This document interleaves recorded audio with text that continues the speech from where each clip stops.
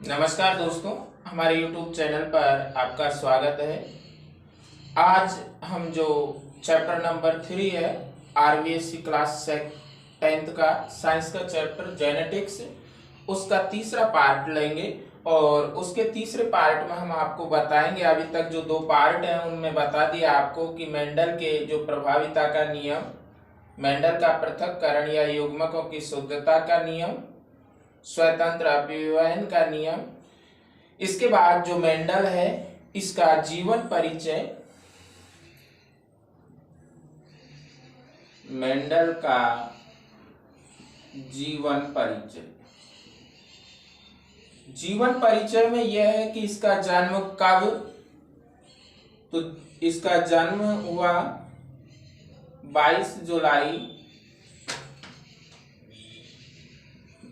1822 को। 22 जुलाई 1822 को ऑस्ट्रिया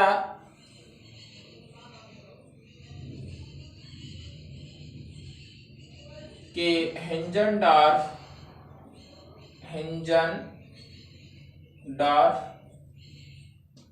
प्रांत के सिल्सियर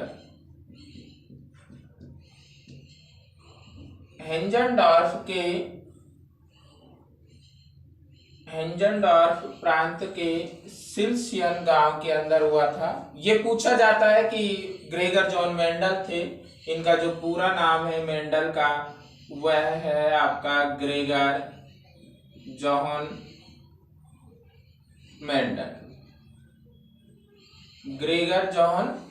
मेंडल, और इनका जन्म हुआ 22 जुलाई 1822 को ऑस्ट्रिया के हेंजनडॉर्फ प्रांत के सिल्सियन गांव में हुआ था।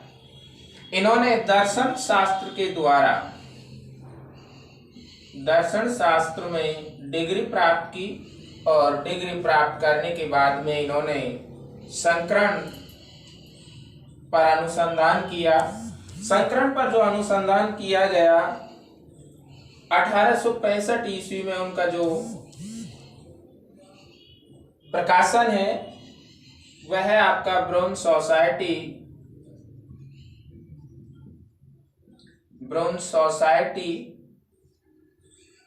ऑफ नेचुरल हिस्ट्री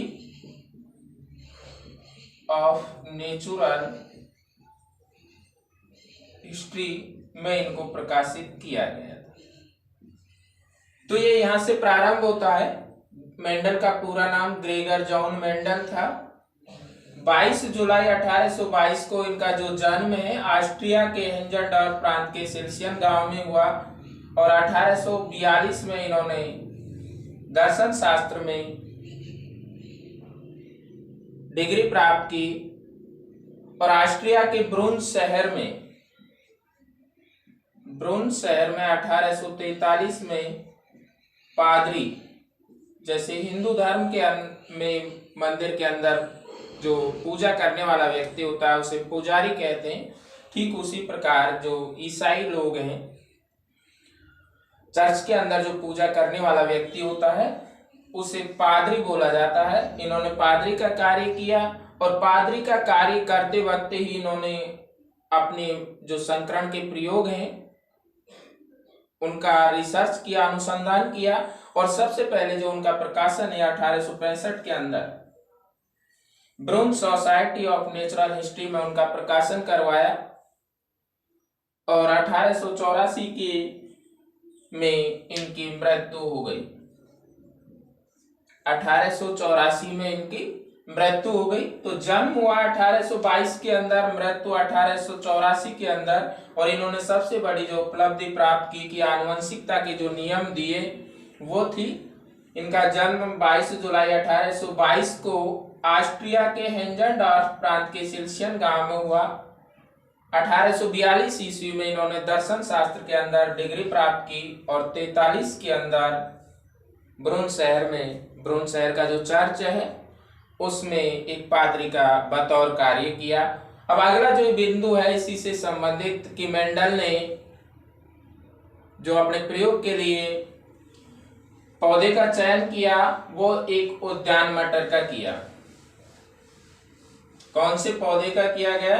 उद्यान मटर का। तो यहाँ से विसंगति आती है कि क्वेश्चन ये बनता है कि मेंडल ने अपना जो प्रयोग है उसके लिए उद्यान मटर का ही उपयोग क्यों किया? बाकी पौधे भी थे उनका कर सकते थे। कारण क्या है ये हम आपको बताएंगे कि कौन कौन से कारण थे जिनके कारण मेंडल ने इनका उपयोग किया। तो सबसे पहले देखिए, इन्होंने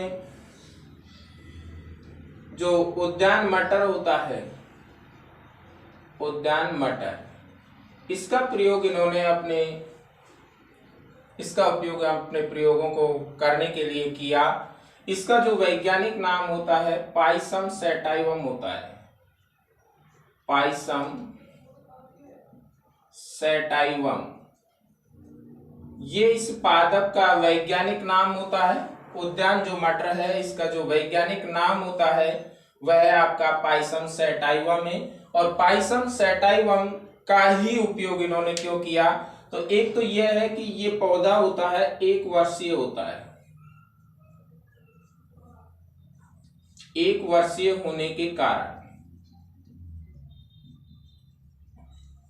मटर का जो पादप होता है वो एक वर्षीय होता है, इसलिए बहुत ही कम समय के अंदर इनका अध्ययन आसानी से किया जा सकता है। यानी बहुत ही कम समय में 1 वर्ष बाद उसके परिणाम आ जाएंगे। इसलिए भी ये उचित है कि बहुत जैसे 4-5 वर्ष में हम 4-5 पीढ़ियों का अध्ययन आसानी से कर पाएंगे। तो मेंडल का जो मटर का उद्यान मटर का जो अपने प्रयोग के लिए चयन करना था वो ये भी सुविधाजनक था, इसलिए भी कि ये 1 वर्षीय पौधा है और इसका आसानी से परिणाम जल्दी प्राप्त हो सकता है। और परिणाम जब जल्दी प्राप्त होगा तो स्वाभाविक रूप से है कि उसके जो अनुसंधान की जो प्रक्रिया है बहुत जल्दी संपन्न होगी। दूसरा है कि ये द्विलिंगी पुष्प होने के कारण उद्यान मटर का जो पौधा है ये द्विलिंगी पुष्प होता है। द्विलिंगी पुष्प होने के कारण इसमें स्वपरागण आसानी से कराया जा सकता है। द्विलिंगी पुष्प है और द्विलिंगी पुष्प है तो इसमें स्वपरागण आसानी से संभव है। और जब स्वपरागण आसानी से संभव है तो इसका शुद्ध वंश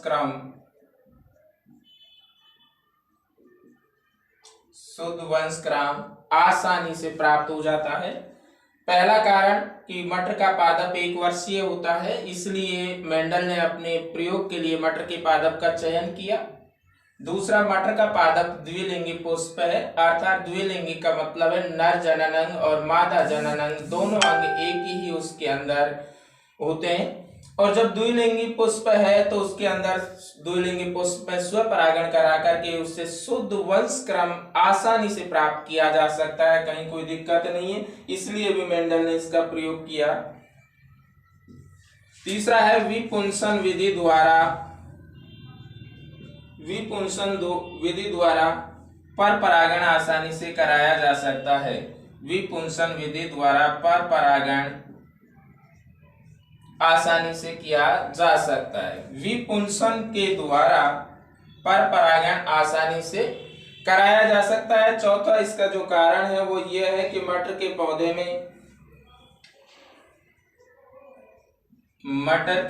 में विभिन्न विपर्यासी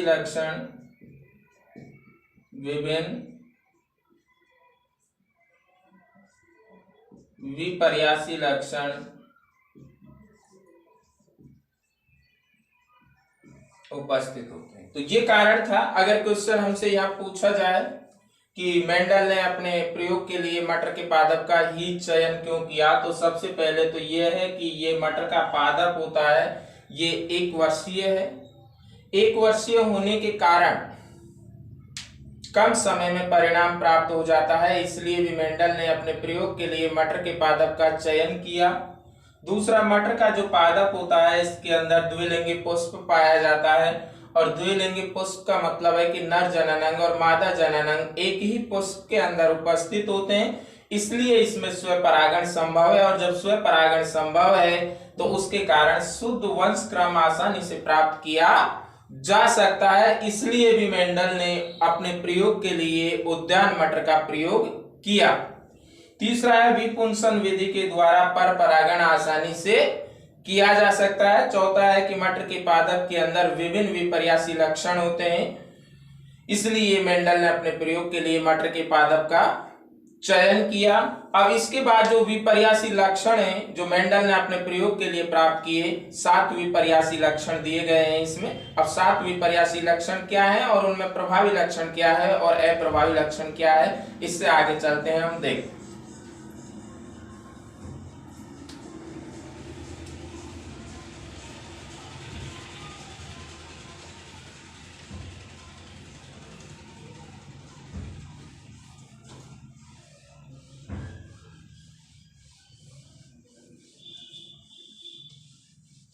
देखिए विपर्यासी लक्षण, प्रभावी लक्षण और अप्रभावी लक्षण ये हम ले लेते हैं। विपर्यासी लक्षण,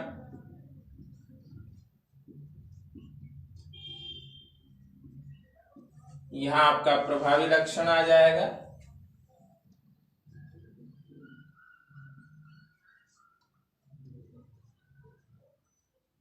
और यहां आपका अप्रभावी लक्षण होगा।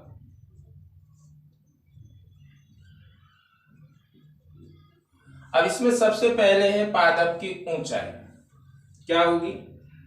पादप सबसे पहला जो होगा वह होगा आपका पादप की ऊंचाई। पादप की ऊंचाई, पादप की जो ऊंचाई है इसमें जो प्रभावी लक्षण होगा वह आपका लंबा होगा, जिसे कैपिटल टी से हम प्रदर्शित करेंगे, और जो अप्रभावी लक्षण होता है उसे हम स्मॉल डिजिट से प्रदर्शित करेंगे। लंबा वैसे टाल होता है और लंबा का जो अप्रभावी लक्षण है वह बौना होगा, जिसे डार्फ कहेंगे, लेकिन यहाँ जो डिजिट प्रयोग करेंगे, डिजिट इसमें स्मॉल टी आए, बौना के लिए स्मॉल टी। दूसरा लक्षण है विपर्यासी आपके पुष्प की स्थिति। पुष्प की स्थिति, और पुष्प की स्थिति के अंदर जो प्रभावी लक्षण होगा, पुष्प की स्थिति के अंदर जो प्रभावी लक्षण होगा वह आपका कक्षीय होगा, कक्षीय। और इसका जो होगा अग्रस्त, अप्रभावी लक्षण अग्रस्त, इसे हम कैपिटल ए से प्रदर्शित करेंगे और इसे स्मॉल ए से प्रदर्शित करेंगे। तीसरा जो विपर्यासी लक्षण होगा परिपक्व फली की आकृति। परिपक्व फली की आकृति, और परिपक्व फली की आकृति में, परिपक्व फली की आकृति में जो प्रभावी लक्षण होगा वह फूली हुई और संकीर्णित होगी, फूली हुई और संकीर्णित, संकीर्णित। इस प्रकार से प्रभावी लक्षण हो जाएगा और इसके लिए हम कैपिटल आई का प्रयोग करेंगे और इसके लिए हम स्मॉल आई का प्रयोग करेंगे। 1 2 3। चौथा है आपका अपरिपक्व फली का रंग। अपरिपक्व फली का रंग, और अपरिपक्व फली के रंग में प्रभावी लक्षण होगा, अपरिपक्व फली का जो रंग होगा इसमें जो प्रभावी लक्षण होगा हरा होगा, जिसे हम जी से प्रदर्शित करेंगे, और प्रभावी लक्षण पीला होगा, जिसे हम स्मॉल जी से प्रदर्शित करेंगे। पांचवा है आपका पुष्प का रंग। पुष्प का रंग, पुष्प का रंग बैंगनी और सफेद होगा। प्रभावी लक्षण बैंगनी होगा और अप्रभावी लक्षण सफेद होगा।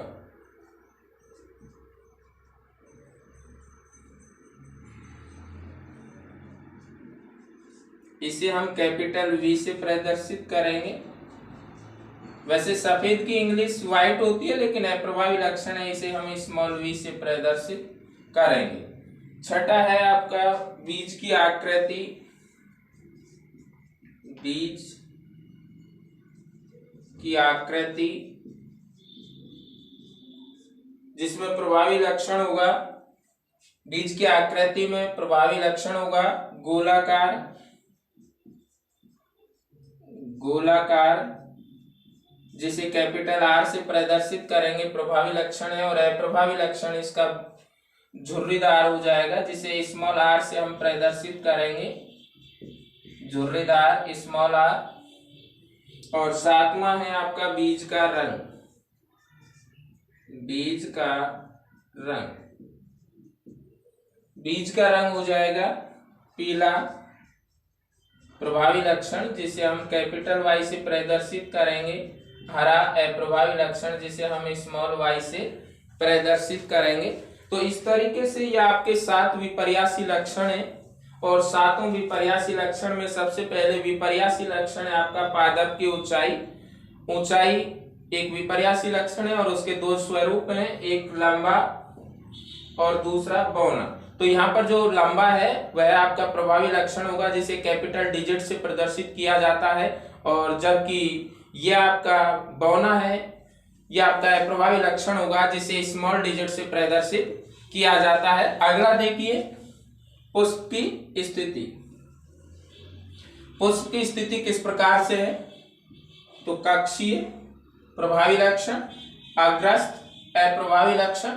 प्रभावी लक्षण के लिए कक्षीय के लिए ए होगा, ए से प्रदर्शित करेंगे, जो इनका इंग्लिश वर्ड है उससे लिया गया है, पहला डिजिट ले लिया गया है। अग्रस्त को स्मॉल से प्रदर्शित किया गया है। तीसरा है परिपक्व फली की आकृति, यानी परिपक्व यानी पूरी तरीके से जब